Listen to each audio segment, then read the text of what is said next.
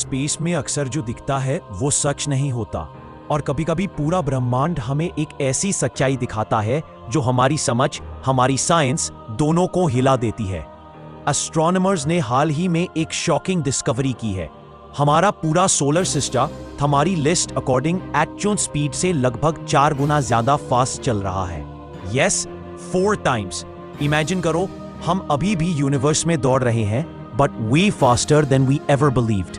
Decades तक scientists मानते रहे कि हमारा सोलर सिस्टम मिल्की वे में लगभग 220 किलोमीटर प्रति सेकंड से ट्रैवल करता है, लेकिन नई ऑब्जर्वेशन, नए टेलीस्कोप्स और डीप स्पेस मेजरमेंट्स ने दिखाया कि हम शायद 860 किलोमीटर पर सेकंड या इससे भी ज्यादा स्पीड से हर्टल कर रहे हैं।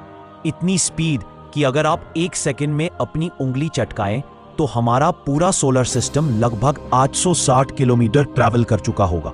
दिस शॉकिंग नंबर कहां से आया? सबसे बड़ी वजह है cosmic microwave background, CMB, big bang की बची हुई गर्मी जो स्पेस में हर डायरेक्शन में फैली हुई है। साइंटिस्ट ने CMB में एक सरल सा डिप और बंप नोटिस किया। ये डिप दिखाता है कि हम उस डायरेक्शन की ओर तेजी से मूव कर रहे हैं, और बंप दिखाता है कि ऑपोजिट डायरेक्शन में पीछे छूट रहे हैं। ये पैटर्न तभी बनता है जब ऑब्जर्वर यानी हम सुपर हाई स्पीड पर हो। सिर्फ हमारा सोलर सिस्टम ही तेज नहीं है, और एंटायर मिल्की वे गैलेक्सी भी एक कॉस्मिक हाईवे पर दौड़ रही है।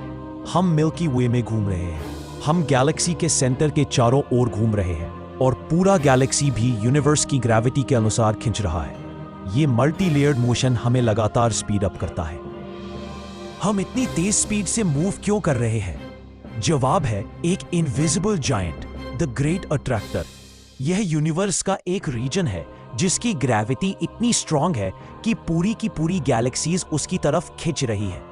मिल्की वे भी और हम भी उसकी ओर तेजी से खिंच रहे हैं। साइंटिस्ट ने पाया कि सिर्फ ग्रेट अट्रैक्टर ही काफी नहीं है, उसके पीछे एक और मैसिव स्ट्रक्चर है, शैपली सुपर क्लस्टर। ये यूनिवर्स के सबसे डेंस रीजन्स में से एक है, और इसकी ग्रेविटी अनइमेजिनेबल है। दोनों फोर्सेस मिलकर हमें स्पीड अप कर रही है, इसीलिए हमारा मेजर्ड स्पीड 4 गुना तेज निकला। आप सोच रहे होंगे, हम 4 गुना तेज चल रहे हैं तो महसूस क्यों नहीं होता? क्योंकि स्पेस में फ्रिक्शन नहीं है, ना हवा, ना रेजिस्टेंस, ना ऑब्स्टिकल्स। प्योर ग्रेविटेशनल डांस है, और हम एक कॉस्मिक रिवर में तैर रहे हैं बिना महसूस किए। हमारी स्पीड गलत होने का मतलब है हमारे कॉस्मिक मैप्स गलत थे। यूनिवर्स में हमारी एग्जैक्ट लोकेशन, हमारी डायरेक्शन, यह सब दोबारा कैलकुलेट करना पड़ेगा। डार्क एनर्जी की स्ट्रेंथ, डार्क मैटर की डिस्ट्रीब्यूशन, गैलेक्सीज की मोशन, सबकी कैलकुलेशन अब चेंज होगी। क्या 4 गुना स्पीड से चलने का कोई खतरा है? टेक्निकली नहीं। हम बिलियंस ऑफ ईयर्स से इसी स्पीड में ट्रैवल कर रहे थे, बस हमें पता नहीं था। लेकिन इसका एक इफेक्ट है, high speed cosmic radiation, Galaxy interactions, dark matter winds. ये सब अब नए तरीके से मॉडल होंगे। ये डिस्कवरी हमारी स्पेस मिशंस के लिए भी बहुत इंपॉर्टेंट है।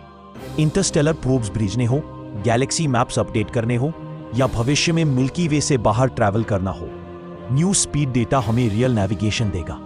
हमने हमेशा सोचा कि यूनिवर्स बहुत विशाल है, लेकिन ये नहीं सोचा था कि हम उसमें इतनी अविश्वसनीय स्पीड से दौड़ रहे हैं।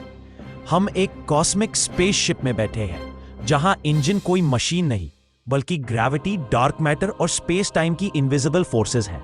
जितना हम एक्सप्लोर करते हैं, उतना यूनिवर्स हमें सरप्राइज करता है, और यही स्पेस की खूबसूरती है। हर डिस्कवरी एक नया सवाल पैदा करती है।